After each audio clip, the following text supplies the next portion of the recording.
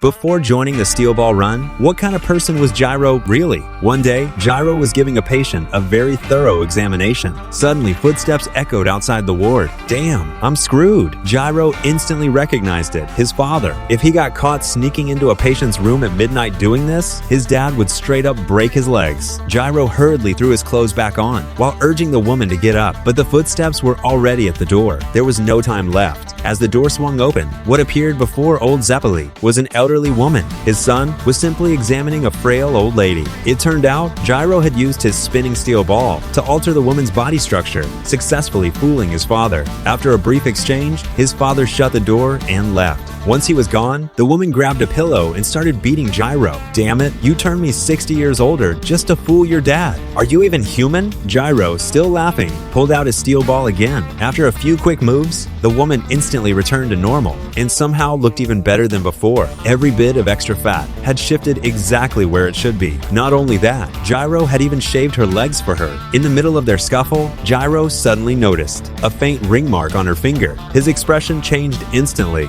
Wait, you're married and you're still flirting with me? Years later, just thinking back on this still annoys him. Now, the sixth stage of the steel ball run has begun. Johnny and Gyro have arrived near the shores of Lake Michigan. After crossing the vast western deserts, they now have to push through the freezing cold of this northern snowfield. All the Saint's corpse parts have been taken. How will they face what comes next? Why did Hot Pants take Johnny's corpse part? Is she an enemy or an ally? When she pulled out the Saint's spine, Hot Pants deliberately left a small piece behind for Johnny. Because of that, Johnny was able to keep his stand. When he got hungry on the road, he could even use his nail bullets to hunt and improve his meals. During this time, Johnny discovered that drinking herbal tea could speed up the growth of his nails. After using the golden spin with the tea, he could regrow half a nail in just 1 minute. And after mastering the golden spin, Johnny also developed more creative uses for his nails, using them to eat noodles, peel potatoes, even brush his teeth. Even Gyro couldn't help but feel jealous. But jealousy aside,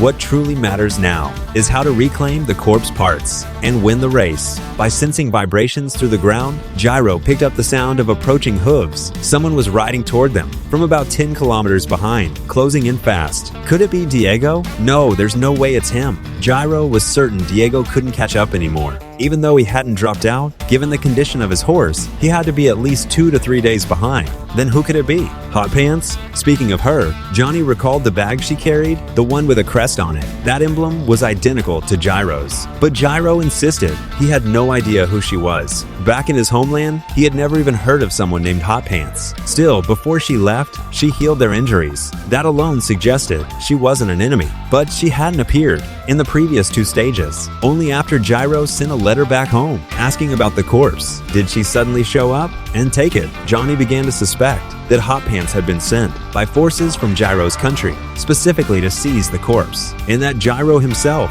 might have already figured out the true nature of the corpse. The corpse of this immortal saint preserved for over 1,000 years. Who exactly is it? Gyro already knows the answer. Based on its age, its sacred status, and the hole pierced through the palm, there's no doubt it belongs to that man. But when Johnny asks about it, Gyro avoids the question. Instead, he asks Johnny, "Do you want the corpse? Are you willing to risk your life to collect all its parts?" Johnny doesn't hesitate. "Yes, after everything I've been through, my heart has finally come back to life. If I give up now, it'll just die all over again." Gyro nods. "Good, then go collect it. Who this corpse belongs to has nothing to do with us. Don't bring it up again, and don't ask me about it anymore. One day, you'll understand the truth yourself." With that, Gyro resumed scouting the area. During the fight with Sandman, both of his steel balls were destroyed, so he stole a section of railroad track and reforged 2 new balls from it. Lying flat on the ground, listening carefully for a while, Gyro suddenly mutters, "No, that's wrong." Earlier, he said a horse was approaching them from the south, but after listening more closely, it's not just one rider. The sound of hooves is overlapping, multiple horses moving in perfect sync. Johnny tenses up. 2 riders? 3? Gyro slowly stands. 11. 11? Johnny is completely shocked. They've disguised the footsteps of 11 horses as one, a setup for a surprise attack. We need to move, now. We can't let them catch up. At this moment, those 11 riders are still about 10 kilometers away. There's still time to find the corpse. The piece of the saint's spine inside Johnny has already mapped out the corpse's location in the snow. The saint's ears are nearby. This area is a wetland, surrounded by puddles of all sizes. The corpse could be hidden in any one of them. As they speak, one of Gyro's steel balls accidentally rolls into a puddle. When he reaches in to grab it, it's gone. What the hell? It was right there. How does it just disappear in a puddle this small? At that exact moment, a little girl in pink appears not far away. The missing steel ball is now in her hand. The moment she realizes they've seen her, she turns and runs. When did she even show up? Why didn't they hear a thing? The more Gyro thinks about it, the more irritated he gets. That was brand new. Do you think stealing railroad tracks is easy? Johnny stares in the direction the girl ran, a bad feeling creeping in. That direction matches the location marked on the map. Don't tell me. With that thought, Johnny immediately turns to Gyro. Want me to take a shot with my nails? From this distance, I can hit her. What is a dark determination? A little girl steals Gyro's steel balls. Johnny immediately tries to shoot her with his nails. Gyro freezes for a second. Are you serious? You're going to shoot a little girl? Aren't you supposed to be a genius jockey? Just chase her.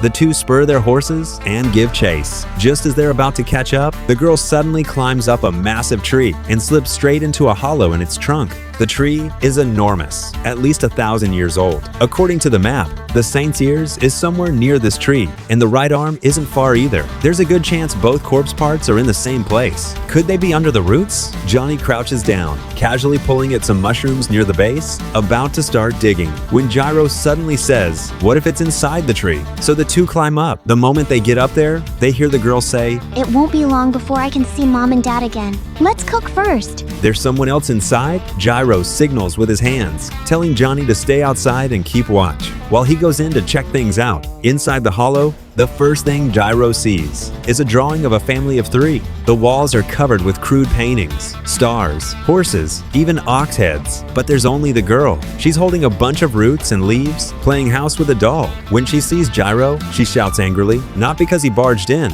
but because he stepped on her room. The layout of the entire space is drawn out on the ground. "You're supposed to enter through the hallway first." Only after Gyro steps where she wants does she politely say, "Welcome. My name is Sugar Mountain. This doll is Candy. Nice to meet you." She then points at the mud balls and roots. "There's food here. Please, help yourself." Gyro is speechless. Isn't she just a normal kid? Johnny comes inside as well. After checking the surroundings, they confirm there's no one else. In the snow, there's only one set of footprints, hers. And she's blind. There are traces of a cane in the snow. Blind, and she still managed to run that fast and steal my steel balls? The moment he says that, the girl suddenly takes out 2 stones from nowhere. One golden, one shining brilliantly. She asks Gyro, "Which one did you lose? The one on the left or the one on the right?"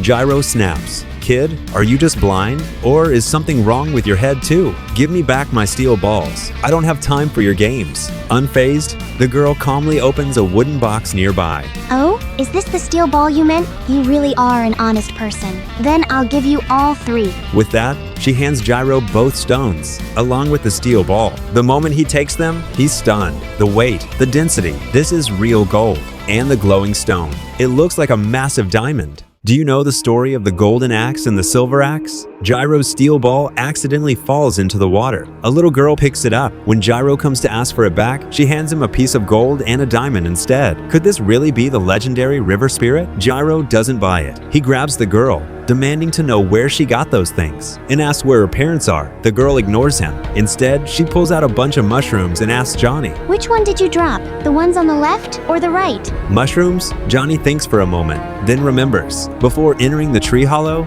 he did knock a few mushrooms into the water, but the girl was already inside the hollow back then. So how could she possibly know? After hearing Johnny mention the mushrooms, the girl repeats that same line. "You're such an honest person. I'll give you all these Matsutake mushrooms." A bad feeling hits both Johnny and Gyro. This girl might actually have some kind of power. Maybe she's even a stand user. Better to leave while they still can. But according to the map, the corpse might be inside this tree hollow. So they decide to find it first, then get out. They exchange a glance, then start searching every corner of the hollow. Gyro even flips open the girl's wooden box. The gold and diamond she showed earlier came from inside it. The girl shouts, trying to stop them, but neither of them slows down. Furious, she grabs her cane and swings it at Gyro's head. Johnny quickly steps in to stop her, but puts his hand in the wrong place. You pervert! Don't touch my underwear! After searching for a while, Gyro realizes the box is filled with nothing but roots and leaves. Just junk a kid would use for make-believe. What is this crap? He dumps everything out of the tree hollow without a second thought. The corpse might be embedded in the tree itself. Now Johnny has no choice but to lean against the wall, using the remaining part of his spine to slowly narrow down the search area. As they keep looking, the girl suddenly stops making noise. When they look again, a pile of delicious food has appeared on the ground. The girl asks them, Which food did you drop into the water? The ones on the left or the right? Gyro leans out of the hollow and looks down. The roots he just threw away have indeed fallen into the pool below. Could this child really be the river spirit from the legend? While searching for the saint's corpse, Johnny and Gyro unexpectedly run into something straight out of a fairy tale, the river spirit who once gave a woodcutter the golden axe. Gyro casually tosses a pile of junk into the water, and in an instant, the girl conjures up a feast as if by magic. Then she asks him, Did you drop the mud and leaves on the left or the delicious food on the right? They're both stunned. Is this girl a stand user? Logically, none of the president's men should have reached the corpse before them. If anything, the 11 people behind them are far more likely to be his agents. So who or what is this little girl? Just then, she urges them again to make a choice. Johnny, driven by his dark determination, senses something deeply wrong and prepares to attack. Gyro quickly stops him and asks the girl instead, What happens if I lie? She answers calmly, These vines will pierce your tongue, crawl down your throat, and tear out your inside. Gyro grins. Then he tells her, I dropped the mud and leaves. As expected, the girl gives them all the food. She's basically a walking ATM. Gyro immediately pulls out some toilet paper from his bag and even takes off Johnny's watch, then tosses them into the water. Just as he predicted, the girl produces a pile of cash and a gold-plated watch, asking if these are what they lost. Gyro's grin twists with excitement. If they weren't being chased, he could become the richest man in the world right here. But right now, the corpse comes first. An idea hits him. He cuts off the ears of the rabbit they hunted earlier and throws them into the water. Moments later, the girl pulls out the 2 rabbit ears, along with something else, the saint's ears they've been searching for. This girl can casually conjure gold and cash out of thin air, and even the saint's corpse that Johnny has been desperately searching for. She just pulls it out like it's nothing. Who is she? Just moments ago, Gyro threw the rabbit ears they had hunted into the water, and seconds later, those same rabbit ears appeared in the girl's hands, as if by magic. But that wasn't all. Along with them came the saint's ears. So, She asks, did you drop these rabbit ears or these human ears? Johnny is shocked. He demands to know where she got them, but the girl simply says it's her first time seeing something like this. At that moment, Gyro's theory is confirmed. This child is the guardian of the saint's corpse, or rather, her stand is some kind of guardian spirit.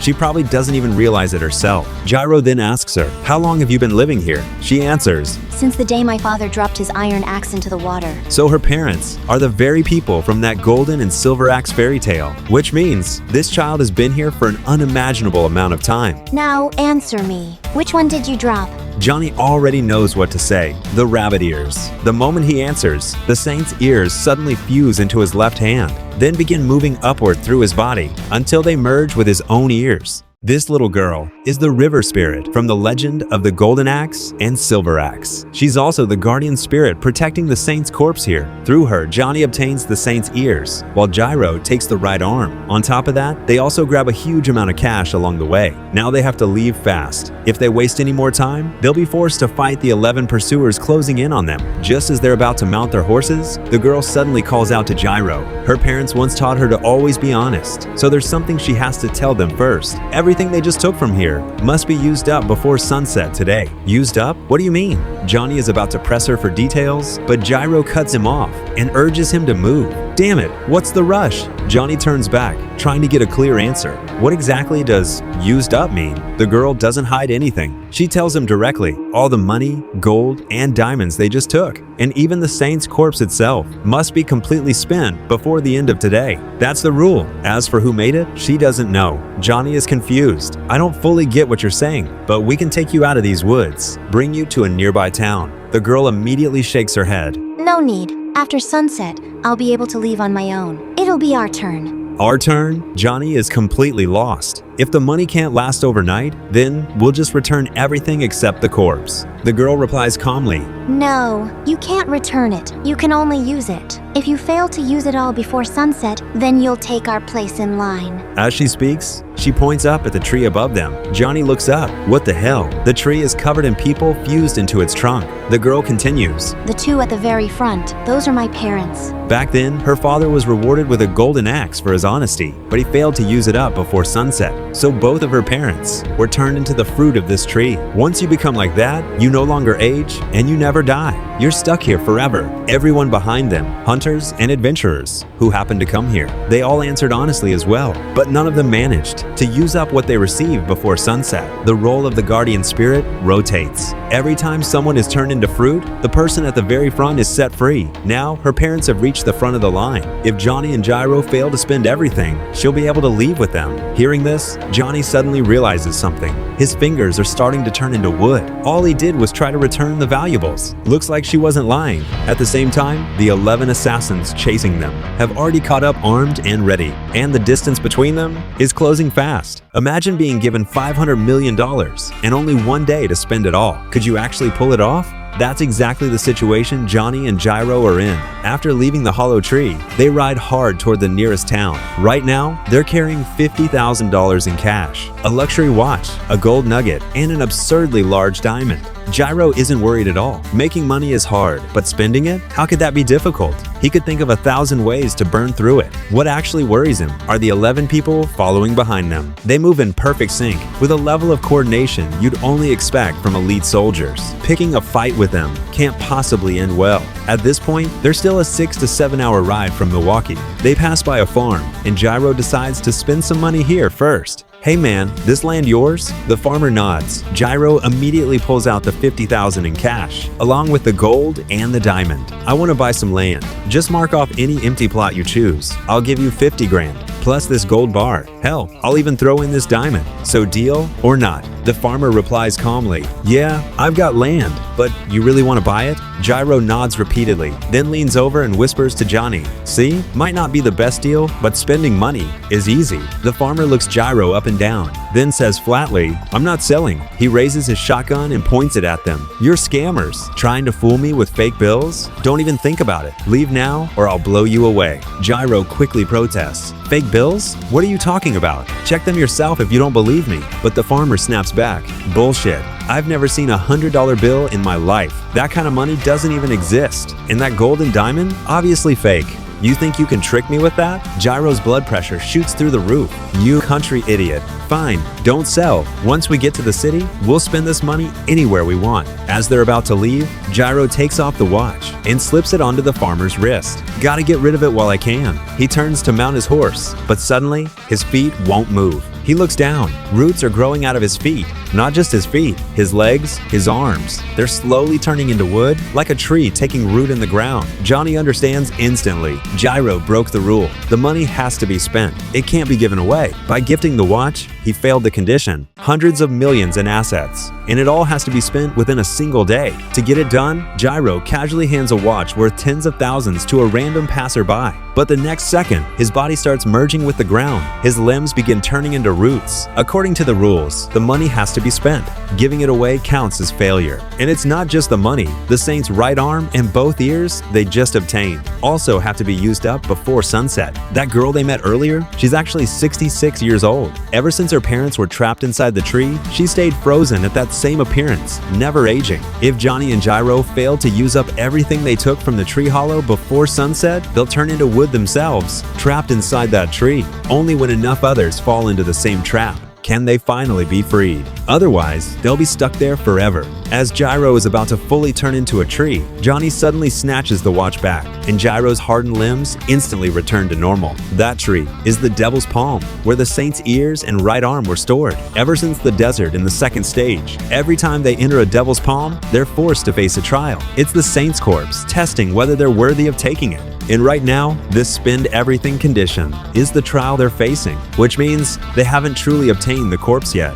Suddenly, the farmer cuts in. You give me something and then try to take it back? You messing with me? Get out of here before I shoot. Just as they're about to leave, the man calls them back. "Hey, those in your bag? Are those matsutake mushrooms? In this snow, you managed to dig up that many? Give them to me, and I'll sell you that hill." After confirming he actually has proof of ownership, they close the deal immediately.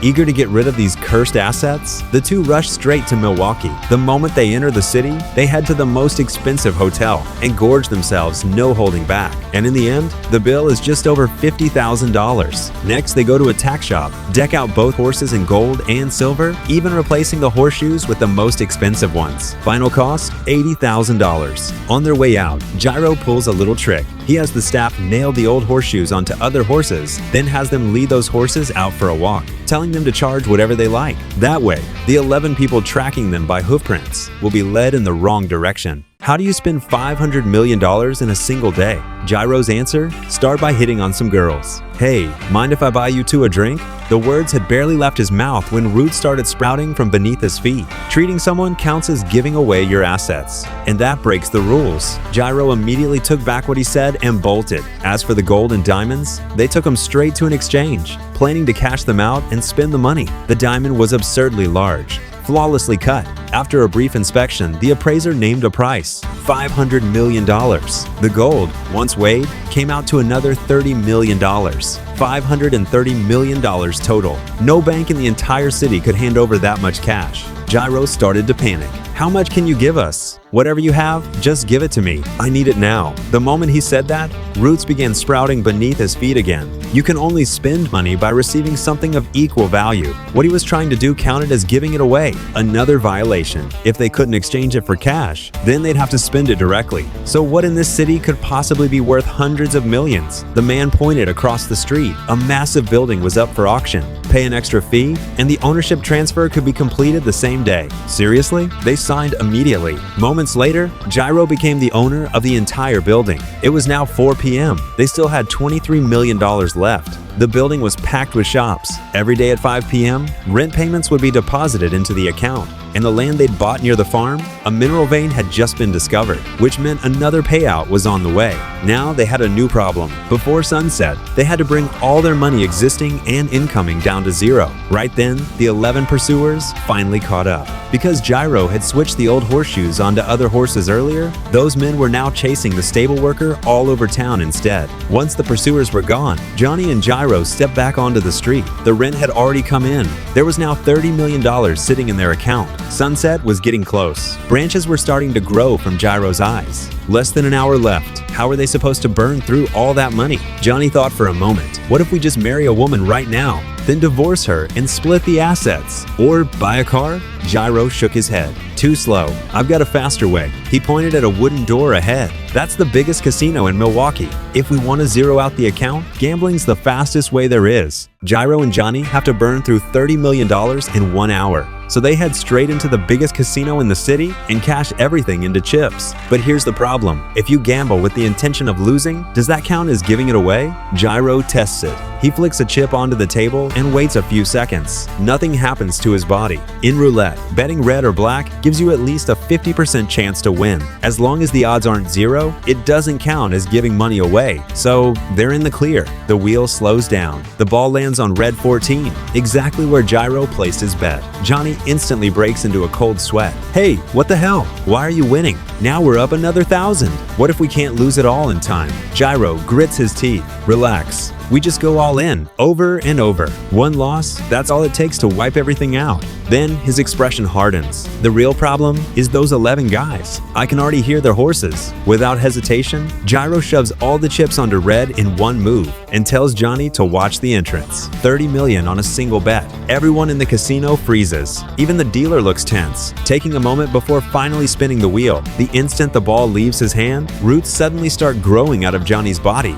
and Gyro's hands sink into the table, taking root in it. Something's wrong. What the hell is happening? The dealer tampered with the spin. When he released the ball, he deliberately controlled its speed and angle. That means the ball is guaranteed to land on black. Gyro, a master of spin, sees through it instantly. If you keep gambling even when you know you'll lose, that's no longer gambling. That's giving money away, which means they've already broken the rule. They have to back out now, or it's over. Johnny lunges onto the table and grabs all the chips back. but the dealer stops him. No more bets. You're locked in. The casino staff step in, shotguns raised, pointed straight at their heads. The wood-like transformation is getting worse. Johnny is practically fused to the table now. The dealer speaks again, telling them to take their hands off the table, or he'll shoot. Yeah, I'd love to, but my hands are stuck. How the fuck am I supposed to move them? And right then, the 11 pursuers burst through the doors. They draw their guns the moment they step inside. Is this where it all ends? If you gamble knowing you're going to lose, then you're basically just handing money away. Gyro accidentally sees through the dealer's trick,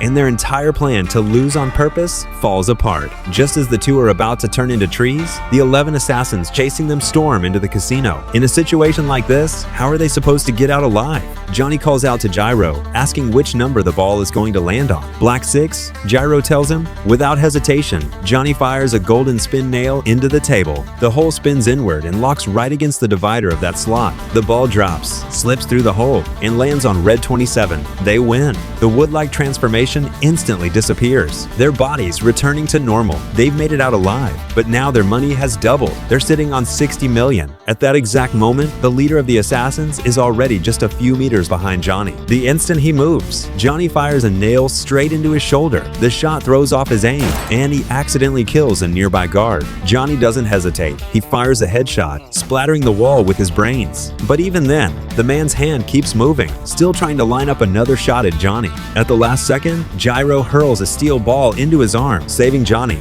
and sending the man flying several meters back. That was close. Finally, one down. But what about the other 10? They clearly saw 11 people come in. Gyro and Johnny search the entire hall, but there's no sign of anyone else. Just casino staff, no one else. Neither of them notices. Behind the corpse they just took down, a gun slowly emerges. A shot rings out. The bullet tears through Gyro's right arm, and the corpse part he was carrying falls out. Johnny spins around and sees two men suddenly appear from behind the body as if they came out of nowhere. Their guns are already aimed straight at him. Johnny dives to the side, firing two nail shots at once. He's hit in the shoulder, while the nails pierce straight through the corpse. The two enemies split apart, dodging the attack, and immediately re-aim at Johnny. Just in time, Gyro steps in again. He smashes one of them in the head with a steel ball. The spin forces his arm to swing, his gun pointing straight at his teammate. A gunshot. Both of them drop. Blood and brain matter spill across the floor. Gyro recalls his steel ball. Where the hell did those two come from? That tiny space behind the corpse? There's no way it could hide two grown men. Before they can figure it out, a fourth one appears. This time, his head slowly emerges from inside the corpse itself. There are living people inside that dead body, and not just one. What kind of ability is this? After Johnny and Gyro took down their first opponent, the remaining 10 suddenly vanished without a trace. The two enemies they had just killed had also appeared out of nowhere.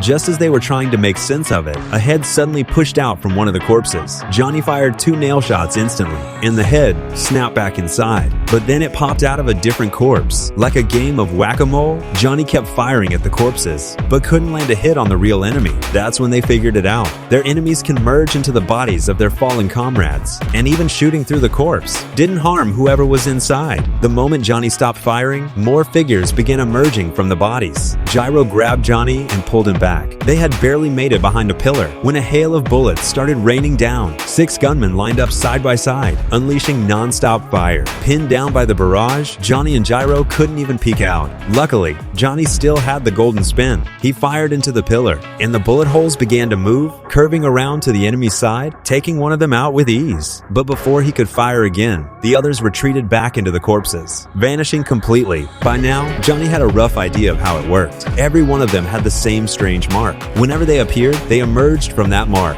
and they could ignore space itself, moving freely between each other's bodies. As they spoke, more figures began crawling out of the corpse that Johnny had just shot in the head. Johnny was about to fire, but Gyro suddenly pulled him back. How many times have you used the golden spin? Johnny froze. He'd been so caught up in the fight, he hadn't been counting his shots. Now, he had only one nail left. The enemy didn't know that, which was the only reason they hadn't rushed in yet. They needed to find a way out fast. Gyro wasn't in good shape either. Those earlier shots had severed an artery in his right arm. If he didn't stop the bleeding and stitch it up soon, he'd bleed out in under 2 minutes. As for Johnny, if he could just drink his herbal tea, his nails would regenerate quickly. But the tea and the needle and thread were all in his bag, and that bag was lying right next to the enemy corpses. There was no way he could reach it. With no other option, they turned to the gamblers hiding in the corner, asking asking them to bring over some thread and a needle so Gyro could stitch his wound. Would complete strangers really put their necks on the line for them? In Steel Ball Run, most stand abilities aren't built for direct combat, they're support at best. When it comes down to it, guns are still the real threat. After a brutal fight, Johnny and Gyro managed to take down 4 enemies, but the remaining 7 assassins hide themselves inside their fallen comrades' bodies. Gyro's been hit an artery. If he doesn't stitch it up fast, he's dead. They turn to a gambler hiding in the corner for help. The guy snaps back. "Are you kidding me? We're just here to gamble, and now we're caught in the middle of your damn shootout. Do us a favor, go get yourselves killed somewhere else. I've actually got a date tonight." Before he can finish, Gyro tosses a luxury watch straight at him. "That thing's worth at least $4 million. Give me a needle and thread. It's yours." While Gyro's still negotiating, Johnny suddenly cuts in. "Gyro, we don't have time to stitch that wound. The 4 bodies they just killed are starting to move. The people hiding inside are dragging the corpses forward, inch by inch, trying to circle around the pillars and trap them." Watching closely, Johnny spots a handgun lying near one of the bodies. He's down to his last nail bullet. If he can get that gun, they still have a chance. If not, they're dead. "No matter what, I'm getting that gun." He turns back and sees Gyro still talking to the gamblers. Johnny loses it. "Are you freaking listening to me? We need that gun." Gyro slowly turns around. "You're not getting anywhere near that gun. Don't be an idiot. We need thread to patch this wound, not another weapon. That gun is clearly a death trap. If you move for it, you're dead." But Johnny won't back down. "So what, just sit here and wait to die? That gun is our only option." By now, the 4 bodies have already closed in around the pillar. All 7 assassins burst out at once. Gunfire erupts. Johnny fires his last nail at the same time. A bullet slams into his ribs, and his nail drills into an enemy's wrist. Under the force of the spin, the man's arm jerks violently, pulling the trigger as it twists backward. The shot nearly tags his own allies as they emerge from the corpses. Johnny can now use the golden spin to control the human body, if only slightly. In the chaos, Johnny goes for the gun, but Gyro yanks him back. "The hell are you doing? I told you that's suicide. That gun won't save us." Right then, 3 more assassins appear on Gyro's side. Gyro throws a steel ball. They fire at the same time. The bullet hits his shoulder. Before the steel ball can return, the remaining enemies close in. Gun barrels press right up against Johnny and Gyro's heads. It's over. This time, they're dead for sure. Johnny and Gyro versus the 11 assassins. Outnumbered like this, do they even stand a chance? It gets worse. They've already used up every weapon they had. The enemies close in, guns aim straight at their heads. Johnny is already bracing for death. If Gyro hadn't stopped him from going for that gun earlier, maybe they'd still have a shot at fighting back. The hammer of a revolver clicks back, a signal that death is about to strike. But the ones heading to hell aren't Johnny and Gyro. It's the assassins surrounding them. The moment the shot is fired, Gyro grabs Johnny and dives aside. At the same instant, the shooter is riddled with bullets, torn apart by gunfire coming from the side. One of the assassins in the back is still barely alive. Confused, he mutters, "What the hell are you people doing?" Before he can finish, 2 more shots. One through the heart, one to the head, that's the end of him. And the ones pulling the trigger are the gamblers from earlier. After taking out the assassins, one of them tosses Gyro a bundle of needle and thread, telling him to stitch up his wounds. Johnny is stunned. What the hell just happened? Gyro answers calmly, "Did you forget? We still had $60 million left. During that negotiation earlier, Gyro used the money to hire everyone there. If you want to deal with assassins, you hire more assassins. This deal, a total win." As they talk, the lead gambler calls out, "Hey, don't forget, you promised me land and building ownership once this is done. Where are the documents?" Gyro really pulled it off. Took down the enemy, stayed alive, and dumped all their money in the process. Johnny checks the time. Only a few minutes left before sunset. Their bodies aren't turning into trees anymore, which means they've successfully completed the spending challenge. But the fight took its toll. They're both badly injured. The finish line for this stage is still a week away. At least that gives them time to recover. The Saints' left arm and spine have already been taken by Hot Pants. And yet, the president is still chasing them, which means he doesn't know about Hot Pants yet. As night falls, Johnny and Gyro decide to leave immediately. The president's men could strike again at any moment. In their current condition, another encounter would be fatal. Johnny keeps walking,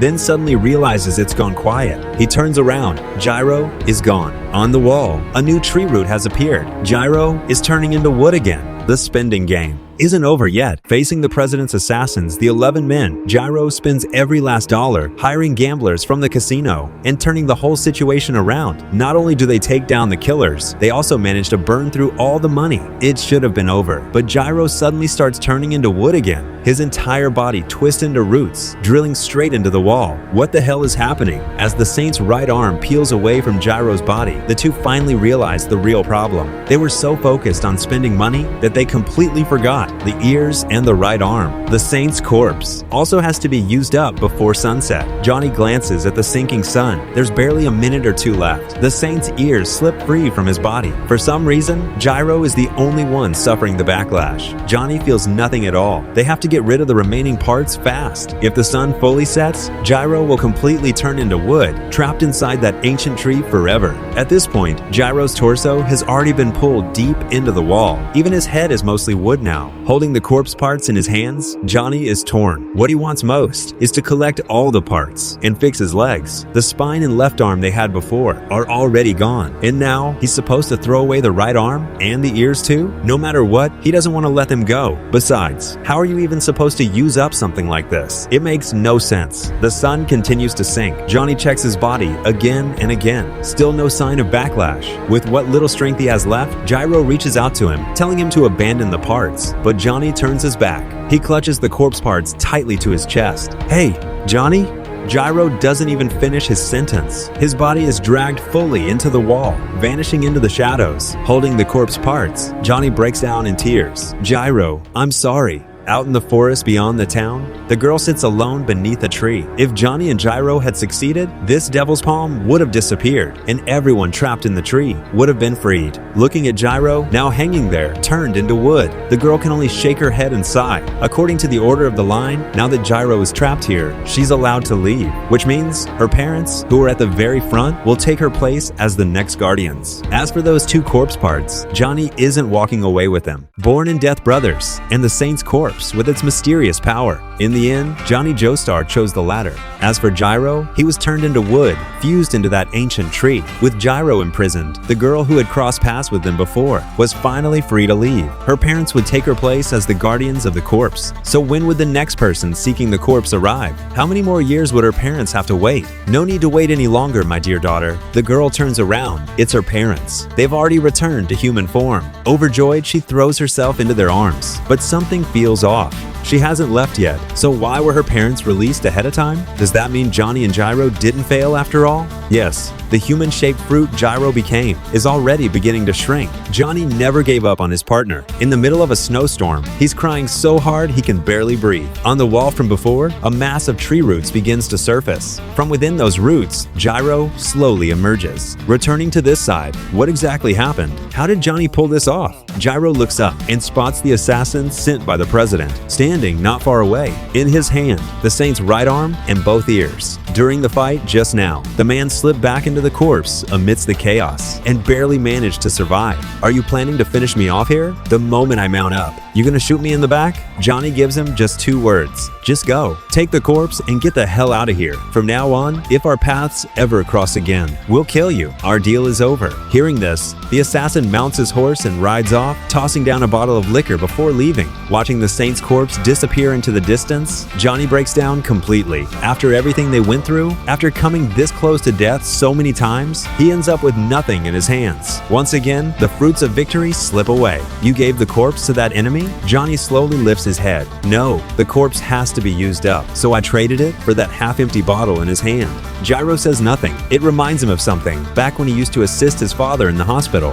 That day, a severely injured mother and son were rushed into the emergency room. Their condition was critical. One of them would have to donate an organ to the other to save at least one life. So who should be saved? The mother or the child? Old Zeppeli left the choice to Gyro. Gyro froze. With lives on the line, he couldn't understand why his father would place such a decision in his hands. And why not try? What if we could save both? His father answered, maybe. If we try, a miracle might happen, but we don't have the right to take that risk. This decision, you have to make it. Before the Steel Ball run, Gyro was actually a surgeon. One day, a mother and her child were rushed into the ER. Their injuries were too severe, only one of them could be saved. Save the mother or save the child? The head surgeon, Old Zeppeli, placed that decision in Gyro's hands. Gyro didn't understand. The woman's husband was right outside the operating room. Shouldn't he be the one to decide? Why me? From the perspective of the family line, the husband would choose the mother. As long as she lives, they can have another child. But from the perspective of a father with only one son, he would choose the child. It's like a tennis ball hitting the net mid-match. Once it bounces up, no one knows which side it will fall on. In that instant, it enters the realm of infinity. By any standard, either choice would be unbearable for the father. In a way, not knowing anything at all might be the only mercy left to him. So Gyro, now the choice is yours. This is the role and the fate of the Zeppeli family. Johnny gave up the saint's corpse to save Gyro. This time, he was the one forced to choose. The look on his face, it was the same as that father outside the operating room. At that moment, everyone trapped in the ancient tree had been freed. The devil's palm there had vanished completely. Watching the snow fall endlessly from the sky, the girl whispered to herself, "They've earned the right. Only those who are willing to let go of everything can truly gain everything in the end." As the sun sank lower, the snowfall grew heavier. Johnny finally stopped crying and asked, "Gyro, want a drink? We should finish this bottle." Shivering from the cold, Gyro nodded. "Yeah, might warm us up a little." He pulled out a cup and added, "Before the horses get here. Want to make a toast?" Johnny looked down. "What are we even toasting to? We've lost everything." Gyro leaned forward slightly. "Then let's toast to the tennis ball that hits the net." Johnny frowned. Gyro went on, "No? Then how about this? To the next corpse part." Johnny exhaled into the cold air, a faint smile finally forming on his face. "All right. To the next corpse part. Yeah, to the next part, and the finish line of this race." They downed their drinks in one go. In the distance, their horses slowly made their way toward them. The real race was only just beginning.